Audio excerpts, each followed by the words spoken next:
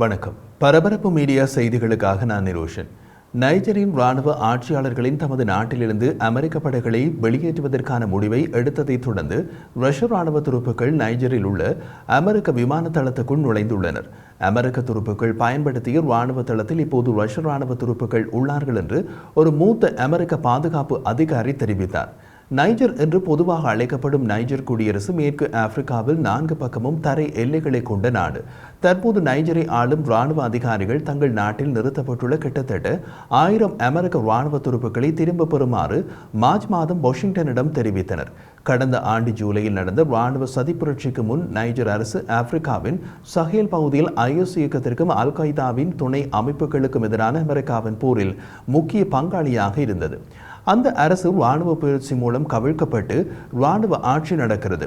கடந்த மார்ச் மாதம் அமெரிக்க ஆப்பிரிக்க கட்டளை தளபதி ஜெனரல் மைக்கேல் லாங்ஸி மற்றும் சர்வதேச பாதுகாப்பு விவகாரங்களுக்கான பாதுகாப்பு செயலாளர் செலஸ்ட் வாலண்டர் உட்பட அமெரிக்க ராஜதந்திர மற்றும் ராணுவ அதிகாரிகள் நைஜருக்கு சென்று நாட்டில் அதிகரித்து வரும் ரஷ்ய ராணுவ பிரசன்னம் குறித்து கவலை தெரிவித்தனர். அதனால் பலன் ஏதும் ஏற்படவில்லை. நைஜர் நாடு தற்போது கொடிய வன்முறையை அனுபவித்து வருகிறது. நைஜரின் தலைநகரில் உள்ள டியோரி ஹமானி சர்வதேச விமான நிலையத்திற்கு அடுத்ததாக அமைந்துள்ள விமான தளம் 101 என்று அழைக்கப்படும் தளத்தில் இருந்துதான் அமெரிக்க ராணுவம் செயற்பட்டது.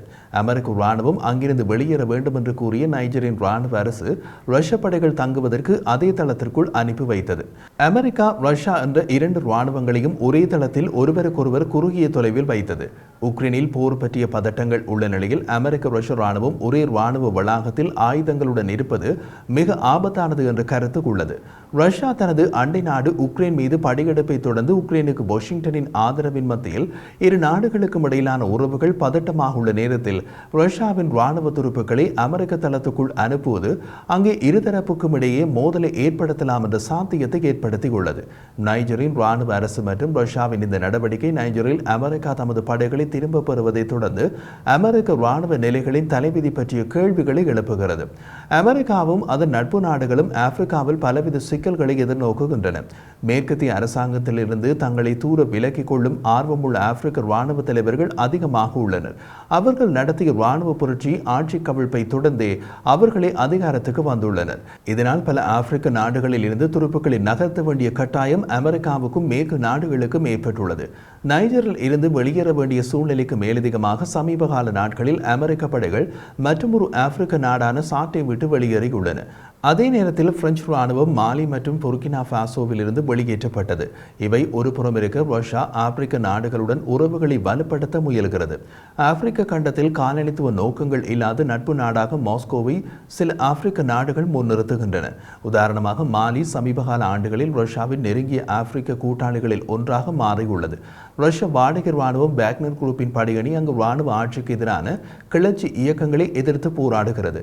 சுமார் 60 ரஷ்ய ராணுவ துருப்புகள் நைஜரில் இருப்பார்கள் என்று நைஜீரிய அதிகாரிகள் அமெரிக்க ஜனாதிபதி ஜோ பைடனின் நிர்வாகத்திடம் கூறியதாக அமெரிக்க அதிகாரி கூறினார். அது அப்படியொன்றும் பெரிய எண்ணிக்கை அல்ல. ஆனால் அவர்களிடமும் ஆயுதங்கள் உள்ளன. அவர்கள் இருக்கும் அதே ராணுவ வளாகத்தில் அமெரிக்க துருப்புக்களும் உள்ளனர். ஆனால் அந்த அதிகாரியால் இப்போது நைஜர் நாட்டில் உள்ள ரஷ்ய துருப்புக்களின் சரியான எண்ணிக்கையை சரிபார்க்க முடியவில்லை. அத்துடன் அங்குள்ள அமெரிக்க துருப்புக்களின் எண்ணிக்கையும் குழப்பமாகவே உள்ளது. பொதுப்படையாக 1000 துருப்புக்கள் உள்ளனர் என்று கூறப்பட்டாலும் அவர்கள் இப்போது நைஜர் நாட்டில் எங்கே உள்ளார்கள் என்ற கேள்வி எழுகிறது. கடந்த ஆண்டு ஆட்சி கவிழ்ப்புக்கு பின்னர் அமெரிக்க ராணுவம் நைஜரில் உள்ள தனது படைகளில் சிலவற்றை விமான தளம் 101 இருந்து அகடிஸ் நகரில் உள்ள விமான தளம் 201க்கு மாற்றியது.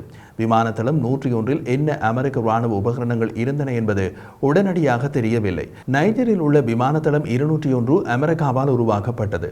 வாஷிங்டன் $100 மில்லியன் அதிகமான செலவில் மத்திய நைஜரில் விமான தளம் 201 உருவாக்கியது. 2018ஆம் ஆண்டு முதல் இது IS இயக்கம் மற்றும் அல் qaeda-வின் இணைப்பான JNIM என்று அறியப்பட்ட ஜமாத் நுஸ்ரத் அல் இஸ்லாம் வால் முஸ்லீம் ஆயுதம் ஏந்திய இயக்கத்தின் ஆளற்ற விமானங்களால் குறிவைக்கப்படுகிறது.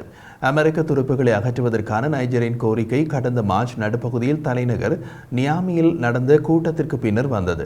மூத்த அமெரிக்க அதிகாரிகளின் ரஷ்ய படைகளின் எதிர்பார்க்கப்படும் வருகை மற்றும் ஈரான் நாட்டில் யுரேனியம் உட்பட மூலப்பொருட்களை நைஜர் நாட்டிலிருந்து பெற்றுக்கொள்ளக்கூடிய சாத்தியங்களை குறிப்பிட்டனர். 2 நட்சத்திர அந்தஸ்து கொண்ட அமெரிக்க ஜெனரல் நைஜருக்கு அனுப்பப்பட்டு தொழில்முறை மற்றும் பொறுப்பான திரும்ப பெறுவதற்கு முயற்சி செய்து ஏற்பாடு செய்துள்ளார் என்று கூறப்படுகிறது. நைஜரில் உள்ள அமெரிக்க துருப்புகளின் எதிர்காலம் குறித்து எந்த முடிவும் எடுக்கப்படவில்லை என்றாலும் ஜெர்மனியில் அமைந்துள்ள அமெரிக்க ஆப்பிரிக்க கட்டளை தளங்களுக்கு அவர்கள் திரும்புவதற்கான திட்டம் இருப்பதாக அதிகாரி கூறினார்.